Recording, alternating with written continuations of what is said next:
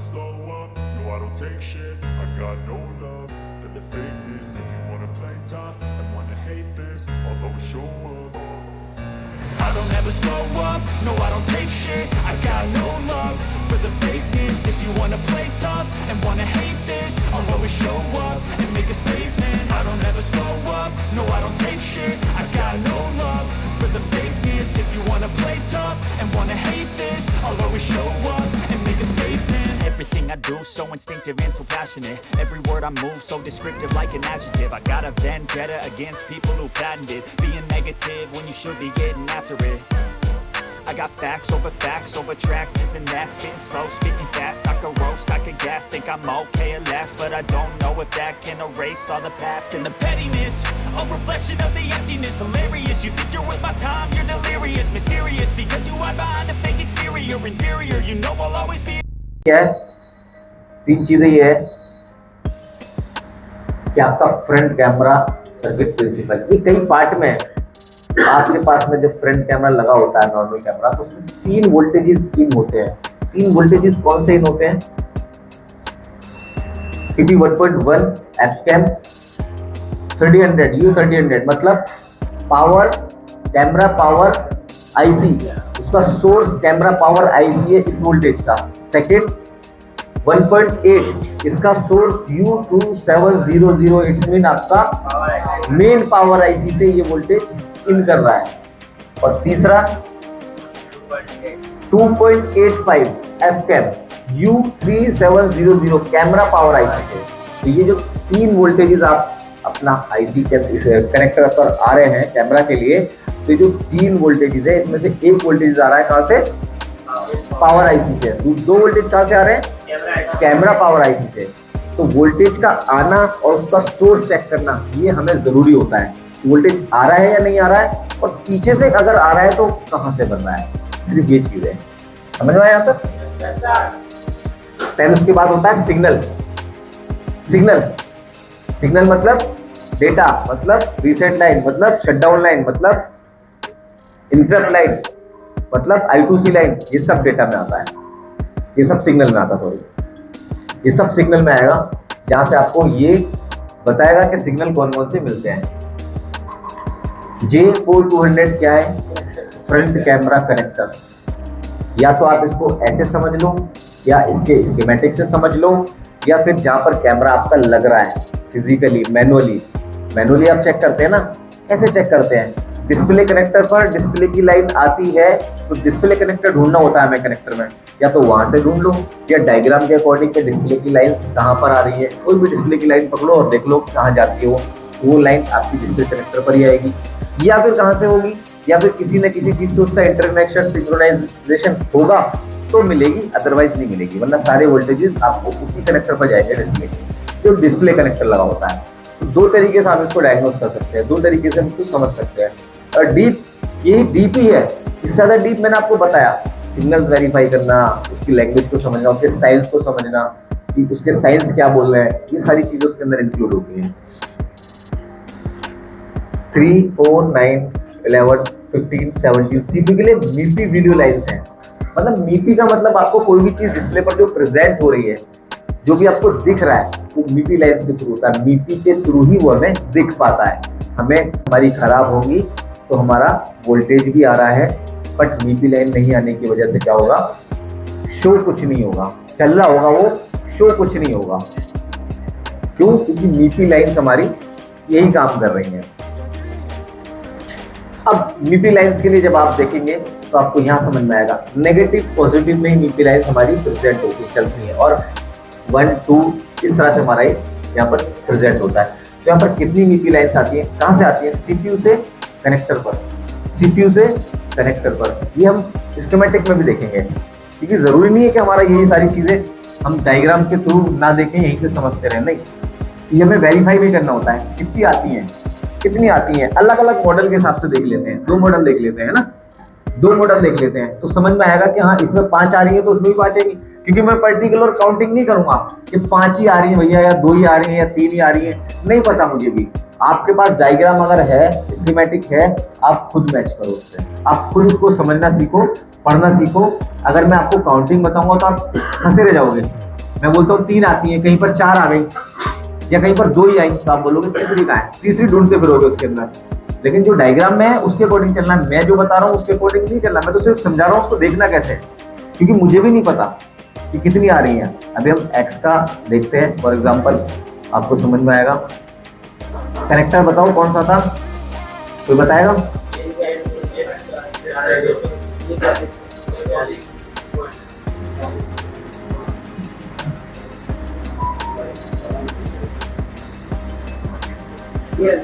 ये अब ये कैमरा, ये कौन सा कनेक्टर है?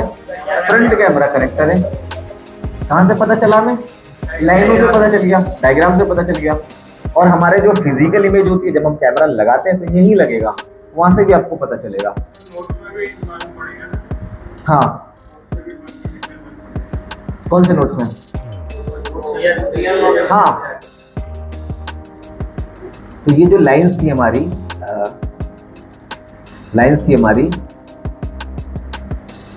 ये लाइन कौन सी आ रही है हमारी? मीपी लाइन्स आ रही हैं, और 5 2 5 3 यहाँ पर हमें चेक करना है।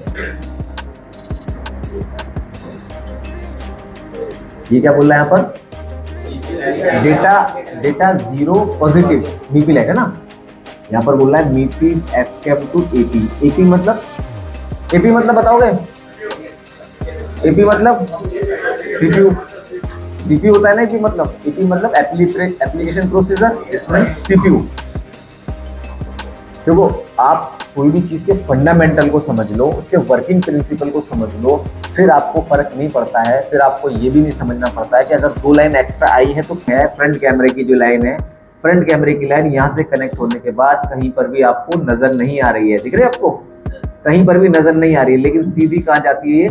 सीपीयू के अंदर जाती है, सीपीयू के अंदर।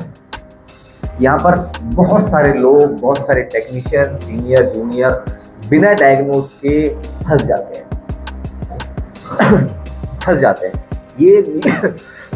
ये मीपी की जो लाइन है, अगर फॉर एग्जांपल सीपीयू के इंटरनली खराब हो जाती है, सीपीयू से इंटरनली खराब हो जाती है, स्वैप करने से नहीं आएगा, कैमरा आईसी चेंज करने से नहीं आएगा, कनेक्टर चेंज करने से नहीं आएगा, कुछ भी कर लो आप, नहीं, कैमरा नहीं चलेगा आपका। चलेगा बताओ? नहीं चलेगा। क्यों? क्योंकि हमने डायग्नोज अगर सही कर लिया तो हमारा पैक एंड रिटर्न। क्यों नहीं बनेगा? क्योंकि सीपीयू को रिपेयर नहीं कर सकते। सीपीयू के बाद जितनी भी चीजें उसको रिपेयर कर सकते हैं। सीपीयू के इंटरनली कोई फॉल्ट हो गया, पैक एंड रिटर्न।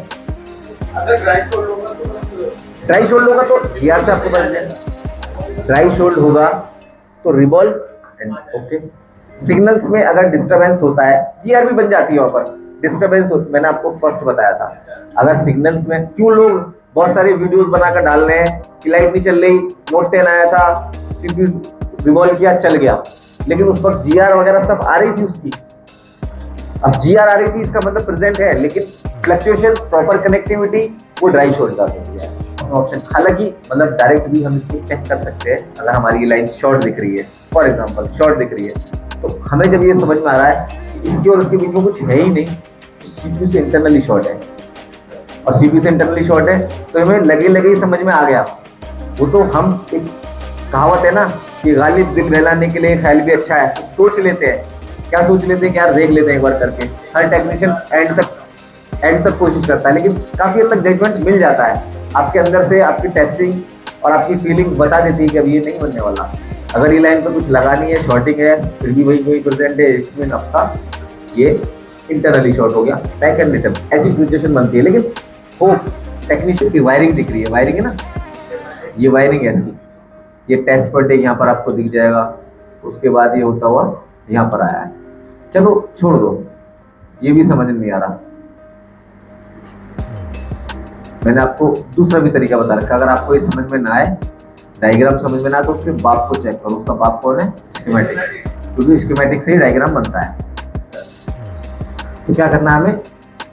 ये कुछ नहीं बता पा रहा है, क्या हो गया? ये कुछ नहीं बता पा रहा है, आपको टिक करना है। 5 से क्लिक किया, क्या खुल गया? वही कनेक्टर खुल गया, लाइन आ गई, डेटा लाइन है, कॉपी किया। ये क्या हो रही है? बाई डायरेक्शनल है, बाई डायरेक्शनल है। बाई डायरेक्शनल मतलब इसी लाइन के थ्रू डेटा आ रहा है, इसी लाइन के थ्रू डेटा वन वे। हाँ ठीक है, यहां से आपको आइडिया हो जाता है ये क्या हो रहा है, आउट हो रहा है, ये क्या हो रहा है, आउट हो रहा है, ये वाला क्या हो रहा है, बाई डायरेक्शनल हो रहा है। तो अब हम यहाँ पर चेक करेंगे, इसको यहाँ पर गए और इसके बाद क्या करना है, नेक्स्ट करना है, नेक्स्ट करना है, ठीक है, नेक्स्ट करना है। अब ये कहाँ लेकर आ गया हमें, U100 क्या है, CPU। तो जब हम इसको नेक्स्ट कर रहे हैं, नेक्स्ट कर रहे हैं, नेक्स्ट कर रहे हैं, नेक्स्ट कर रहे हैं, नेक्स्ट कर रहे हैं, पीछे कुछ आ रहा है इसके अंदर, मतलब स्कीमेटिक से भी पता चल रहा है, डायग्राम से भी पता चल रहा है और मैं आपको समझा भी रहा हूँ, ठीक है, लेकिन हमें चेक करना आना चाहिए। तो जब इसके बीच में ही कुछ नहीं है तो इसका मतलब इसमें कोई कंपोनेंट और कोई रजिस्टर, कोई इसकी सिक्योरिटी, कोई कॉइल, कोई कुछ नहीं लगा हुआ है, ये डायरेक्ट CPU से कनेक्टेड है, इसके बीच में कोई भी कंपोनेंट नहीं लगाया उन्होंने कंपनी ने, ठीक है। अब ये क्यों नहीं लगाया है या क्या वजह है या क्या चीज़ है, ये हो जाती है हमारी इंजीनियरिंग, उसमें हमें घुसना नहीं है, हमें तो उनकी इंजीनियरिंग जो की हुई है उसको रिपेयर करना है, जिन्होंने बनाया हुआ है इसको उनको उसको रिपेयर करना है, हमें इंजीनियरिंग नहीं करनी इसको हमें मॉडिफाई नहीं करना, इसमें लगाना चाहिए, रजिस्टर लगाना चाहिए, नहीं, जैसा उन्होंने बनाया बहुत अच्छा बनाया। अब उसी की जो खराबी आई इसमें उसको रिपेयर करना सीखना, इसको टेक्नीशियन कहते हैं। तो भाई इनके जो बनाई हुई चीज़ में खराबी थी उसको ढूंढ कर हम उसको ठीक कर रहे हैं, उसको ढूंढना सीख रहे हैं, उसको ठीक करना सीख रहे हैं, उसको मॉडिफाई करना नहीं सीख रहे हैं। मॉडिफाई करने के लिए अलग पढ़ाई है, आया समझ में, आया समझ में, ठीक है। कैसे चलेगा बताओ, कहाँ तक लगाएंगे, CPU से शॉर्ट, बीच में कुछ है ही नहीं ना, अगर CPU से इंटरनली शॉर्ट आई पैड से आएगी नहीं, क्योंकि लाइन के बीच में कुछ लगा ही नहीं, डायरेक्ट लाइन है, या तो OL होगी लाइन, या बहुत रेयर शॉर्ट होगी, तब आपका फोन अंदर से किसी ने वोल्टेज देकर शॉर्ट कर दिया हो या कोई और नहीं, कुछ भी नहीं होता है, या तो लाइन OL हो जाएगी, OL हो जाएगी, OL होगी तो कोल्ड शॉर्ट हो गया आपका, या यहाँ पर आपका शॉर्टिंग आएगी, इसमें आपका CPU से शॉर्ट हो गई अंदर से, क्योंकि बीच में कुछ नहीं है ना, बीच में कुछ होता तो कंपोनेंट चेक करते हुए जाते ना, कंपोनेंट चेक करते हुए जाते कि कौन सा कंपोनेंट लगा हुआ है, कैपेसिटर लगा हुआ है, कैपेसिटर शॉर्ट होने की वजह बनता है, जो भी उसको ग्राउंड से कनेक्ट होता है वो चीजें शॉर्ट होने की वजह बनती है। CPU के अंदर अलग सेक्शंस होते हैं, देखो आपको मैंने फर्स्ट डे समझाया था जब सिस्टमैटिक पढ़ाना शुरू किया था कि जो CPU होता है उसके अंदर ब्रैकेट्स बने होते हैं और उसके अंदर अलग अलग सेक्शंस होते हैं, जैसे हमारे 500 गज की बिल्डिंग में अलग अलग सेक्शंस होते हैं, ऐसे ही CPU के अंदर सेक्शंस होते हैं अलग अलग, कि ये वाला सेक्शन जो है लाइट सेक्शन है, ये वाला मीपी सेक्शन है, ये चार्जिंग सेक्शन है, ये सिग्नल सेक्शन है, ये I2C का है, ये जितने भी हैं सब अलग अलग पार्ट में डाइवर्ट कर देते हैं। फॉर एग्जांपल आपका डिस्प्ले सेक्शन की जो लाइन्स है, मीपी लाइन, चलो यही मीपी लाइन्स आपकी खराब हो गई फॉर एग्जांपल, तो क्या होगा, बाकी फोन आपका खराब होगा क्या, अभी इस कंडीशन में डिस्प्ले आना बंद होगा क्या आपका, क्यों, क्योंकि जो चीज आपकी जिस चीज के लिए खराब हुई है पर्टिकुलर वो चीज आपकी खराब होगी, पर्टिकुलर फिर वो चीज बंद हो जाएगी। चार्जिंग की लाइन अगर यहाँ पर आती है कोई डेटा लाइन और वो शॉर्ट हो गई या खराब हो गई इंटरनली CPU से, तो आपका फोन ऑन भी होगा, सब कुछ होगा, सिर्फ चार्ज नहीं होगा, क्योंकि वो सेक्शन उसके अंदर अलग है, वो ही खराब हुआ है। जैसे हमारी बॉडी है ना, पूरी बॉडी, ये उंगली खराब हो जाए तो सब कुछ काम करेगा, सिर्फ जो फिंगर वाला है वो काम नहीं करेगा। हमारे पैरालाइज होता है ना हमारा माइंड, पैरालाइज का मतलब क्या होता है, पूरा माइंड थोड़ी हमारा खराब हो जाता है, पैरालाइज का मतलब किसी एक तरफ हमारा सेंस करना बंद कर देता है हमारा CPU, और वही पार्ट हमारा काम करना बंद कर देता है, कोई भी पार्ट, लेफ्ट राइट पैर हाथ इधर उधर जो भी है वो बेजान हो जाता है। तो वैसे ही हमारा CPU वर्क करता है, जब हमारे CPU के अंदर अलग अलग सेक्शन है, कोई सेक्शन इंटरनली खराब हुआ तो वो सेक्शन काम करना बंद कर देता है और फोन में बाकी में कोई दिक्कत नहीं आती। ओके, आया समझ में?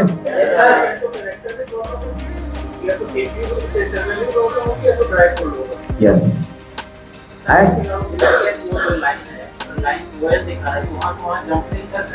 नहीं वहां से वहां जंपरिंग क्यों करेंगे, अगर वो OL दिखा रहा है इसमें CPU कोल्ड शोल्ड है, अब जंपरिंग करने के लिए भी तो CPU निकालना पड़ेगा, CPU निकाल के जंपर करेंगे फिर CPU लगाएंगे, ये कौन सा लॉजिक है? हाँ, और फिर भी वो OL दिखा रहा है, वहां से वहां तक कनेक्टेड सिर्फ सीपीयू रिवॉल्व करके लगाएंगे क्यों? फिर अगर आपको लाइन चेक करनी है तो सीपीयू निकालो और दोनों तरफ बजर मोड पे लगा के चेक कर लो। फिर लगाकर भी चेक करना सीपीयू बार बार। लाइन अगर वो आपकी ओके है तो सीपीयू नहीं लग पा रहा उस पर, और अगर लाइन ही ओके नहीं है तो सीपीयू अपनी जगह पहले भी सही लगा हुआ था, लाइन ही ओएल हो गई है ना। तो फिर उसके बाद हम उसको वहां से उसको स्क्रैच सीपीयू से जरूर नहीं, सीपीयू से करते हैं। आईफोन के अंदर आपको वेज पता चलता है कि लाइन आ कहाँ से रही है, कौन सी लेयर से आ रही है। अगर वो आपको आसान कहीं दिख रही है सीपीयू के अलावा तो स्क्रैच करके माइक्रो जंपरिंग करके उसको ओके कर दें। सेकंड लेयर में तो हम जा नहीं सकते, तो डायरेक्ट वहां से सीपीयू के सिंपल है, जहां हम जा नहीं सकते तो जहां हमें आसान लगेगा फिर वहीं से करेंगे, समझे ना। अगर हम उसको लेयर में नहीं घुस पा रहे हैं, लेयर में हमें नहीं मिल पा रहा है तो उस आईसी के नीचे से जंपरिंग करके लानी पड़ेगी आपको, और कोई ऑप्शन नहीं है। जो चीज आपको नियर दिख रही है वेल एंड गुड, नहीं दिख रही है तो आपको दूर जाना है। अगर वहां पे मैं